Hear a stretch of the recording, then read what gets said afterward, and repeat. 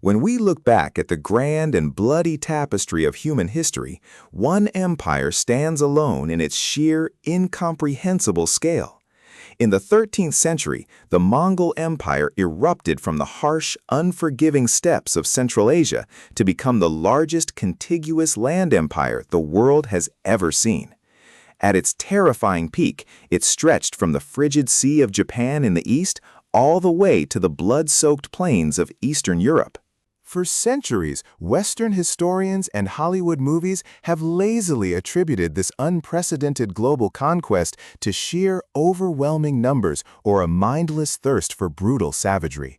They pictured a chaotic, disorganized horde of barbarians overwhelming sophisticated armies through blind fury alone. However, military historians and modern engineers know that this romanticized view is a complete and absolute myth. The Mongol armies were actually frequently outnumbered by their enemies, whether they were fighting the heavily armored knights of Hungary or the vast infantry squares of the Chinese dynasties. Their absolute supremacy on the battlefield was not born from chaos, but from extreme discipline, unparalleled mobility, and above all, a piece of devastatingly advanced biomechanical technology. Genghis Khan and his descendants redrew the map of the known world because they possessed the undisputed assault rifle of the medieval era, the Mongol Composite Recurve bow. This was not a simple piece of wood with a string attached to it. It was a masterpiece of lethal engineering that defied the conventional laws of physics and archery at the time. To understand why this weapon was so terrifyingly effective, we must look at the brutal mathematics of kinetic energy. The Mongol bow was a compact, highly pressurized biological spring capable of unleashing a storm of armor-piercing projectiles with a force that left the civilized world in a state of absolute, paralyzed terror. The secret to this world-conquering machine lay in how it was built, demanding materials and patience that bordered on the obsessive. To fully grasp the sheer terrifying power of the Mongol bow, we have to talk about draw weight, the amount of physical force required to pull the bowstring back to its maximum firing position. To give you some perspective, a modern Olympic archer at the absolute peak of their physical condition uses a high-tech carbon fiber bow with a draw weight of about 40 to 50 pounds. When the English longbow gained its legendary reputation for slaughtering French knights at the Battle of Agincourt, it boasted a massive draw weight of roughly 100 to 120 pounds. But the English longbow was a giant, unwieldy piece of yew wood that stood over 6 feet tall and required an archer to stand perfectly still on solid ground to fire it. The Mongol bow, by extreme contrast, was incredibly short and compact. When unstrung, it looked like an innocent, small, curved piece of material. Yet, when fully drawn, this compact weapon achieved an impossible, mind-bending draw weight of up to 160 pounds. Pulling the string of a Mongol warbow was the physical equivalent of picking up a fully grown adult human being by the string, using only your fingers, and doing it repeatedly, dozens of times a minute, while sitting on the back of a galloping horse. It was an astonishing feat of human strength and mechanical leverage. How was it physically possible to pack that much explosive kinetic energy into a weapon small enough to be fired effortlessly from the saddle? If you took a standard piece of European ash or yew wood and carved it that short, and then tried to bend it with 160 pounds of force, the wood would violently splinter and explode into 100 pieces right in your face. Wood alone simply cannot handle that level of extreme mechanical stress. The Mongols solved this physical limitation by abandoning the concept of a wooden bow altogether. They did not carve a bow, they biologically engineered one through a complex, multi-layered composite structure. The heart of the Mongol bow was a very thin, flexible core made of bamboo or birch wood. This wooden core did not provide the massive power of the weapon. It merely acted as the lightweight skeleton, giving the bow its basic shape and providing a surface for the true power materials to adhere to. The real devastating energy of the bow came from the materials glued to the front and back of this wooden skeleton. When you pull a bowstring back, the physics of the weapon dictate that the inside curve of the bow, the side facing the archer, known as the belly, is subjected to immense, crushing compression. To survive this extreme crushing force without snapping, the Mongols utilized the hardest, most resilient biological material available on the Asian steppe, animal horn. Specifically, they favored the dense, heavily keratinized horns of the water buffalo, the ibex, or the mountain sheep. The bowyers would carefully boil the horns to soften them, slice them into thin, flat strips, and meticulously sand them down until they were perfectly smooth. These horn strips were then glued directly to the belly of the wooden core.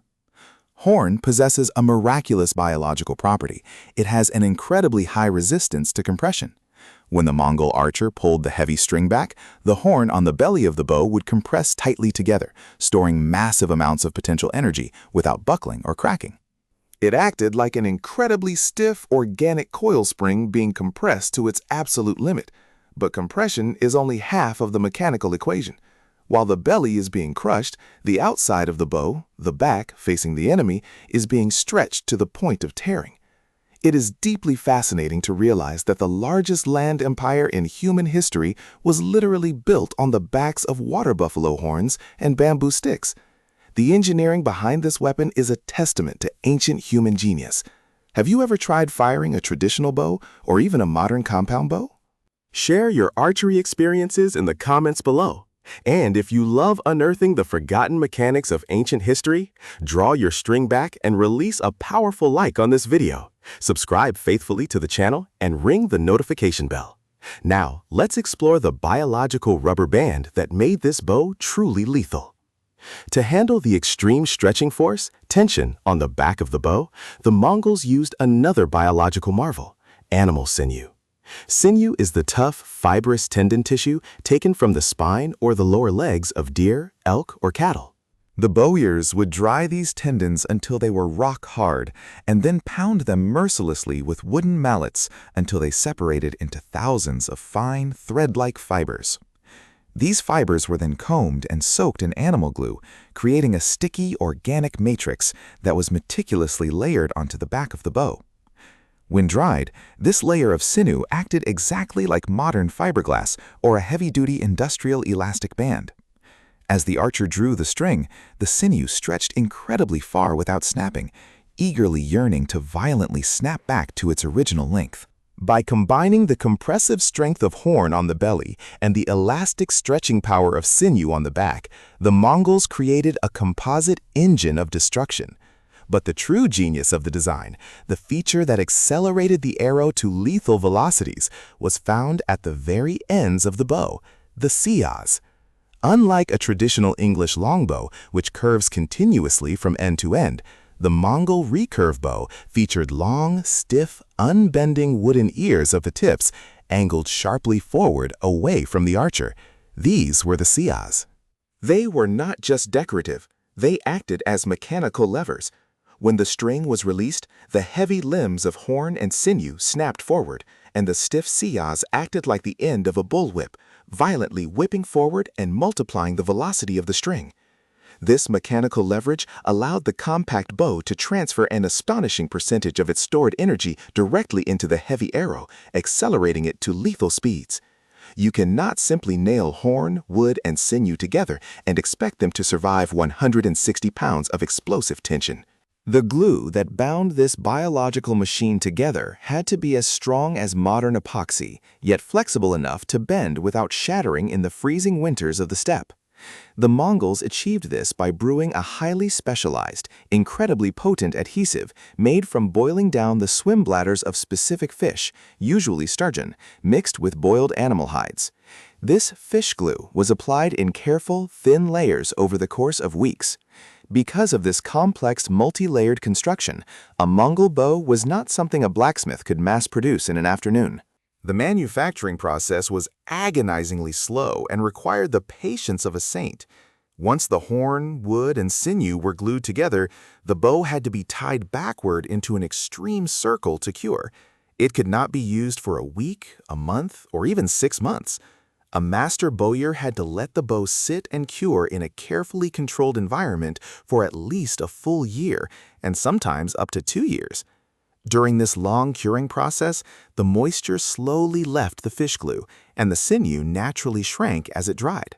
This shrinking process pre-stressed the bow, bending it severely in the opposite direction of the draw. By the time the curing process was finished, the unstrung bow naturally formed a tight C shape facing away from the archer. Merely stringing the bow required immense strength and technique, often requiring two men or the use of the archer's legs to bend the stiff limbs back into a firing position. A completed Mongol bow was not just a weapon, it was a generational heirloom passed down from father to son.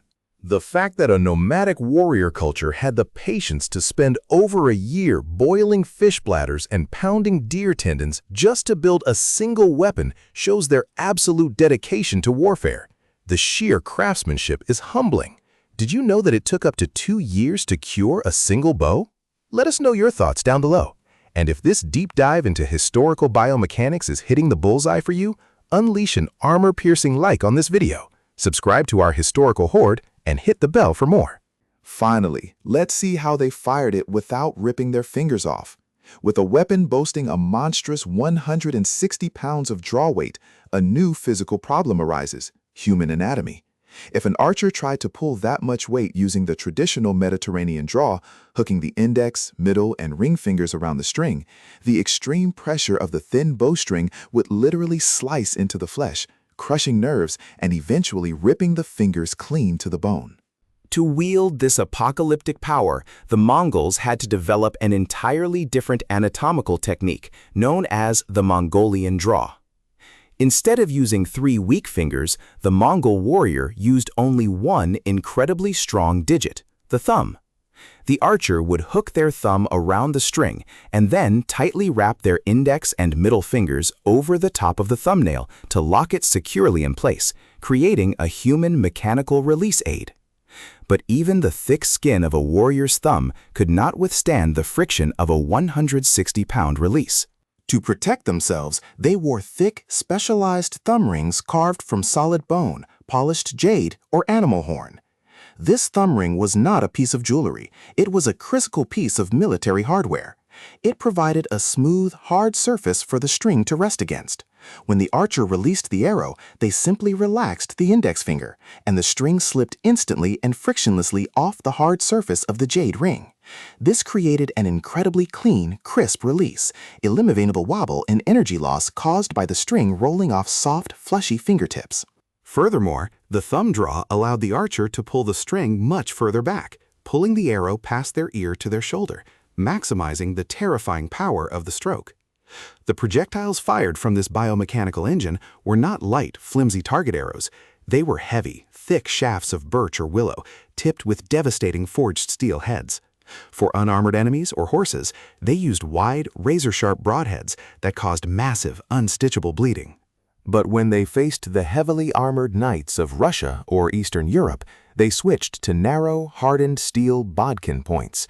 Fired at close range from a 160-pound recurve bow, these armor-piercing spikes could punch cleanly through chainmail, shatter bone, and even penetrate the early steel plate armor of European cavalry. What made this weapon truly world-conquering was the platform from which it was fired, the Mongol horse. The Mongol warrior was practically born in the saddle. They did not stop to shoot. They rode at a full, thundering gallop, swarming the enemy like a flock of angry hornets. To ensure pinpoint accuracy while bouncing on the back of a running horse, the Mongol archer had mastered a rhythmic, split-second timing technique. They would release the arrow in the exact, fleeting microsecond when all 4 hooves of the galloping horse were suspended in the air, ensuring a perfectly stable, vibration-free platform. They operated as unstoppable, mobile artillery units. A standard tactic was the feigned retreat, where they would pretend to flee in panic, drawing the heavy, exhausted enemy infantry and cavalry out of their defensive formations.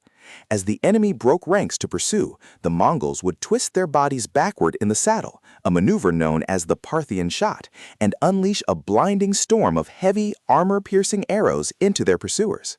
By the time the enemy realized it was a trap, they were already dead, pinned to the earth by a weapon they could not even reach with their heavy swords. The Mongol Composite Recurve bow stands as one of the most significant and terrifying technological achievements of the ancient and medieval world. It was a weapon that required absolute mastery of biological chemistry, physics, and patience. By taking the tough, elastic tendons of the deer, the crushing resistance of the water buffalo's horn, the flexible heart of the bamboo, and the binding magic of fish glue, the Mongols forged an instrument of unparalleled kinetic devastation. It was not merely a tool of war. It was the technological engine that allowed a confederation of nomadic tribesmen to obliterate walled cities, shatter heavily armored armies, and forge the largest land empire in human history. Long before gunpowder came to dominate the battlefield, the world bowed to the absolute, terrifying supremacy of bone, sinew, and wood. Thank you for riding across the steps of history with us today. Make sure to honor the legacy of the craftsman by striking that like button with pinpoint accuracy. Share this documentary with your fellow history buffs, and we will see you on the next battlefield of human ingenuity.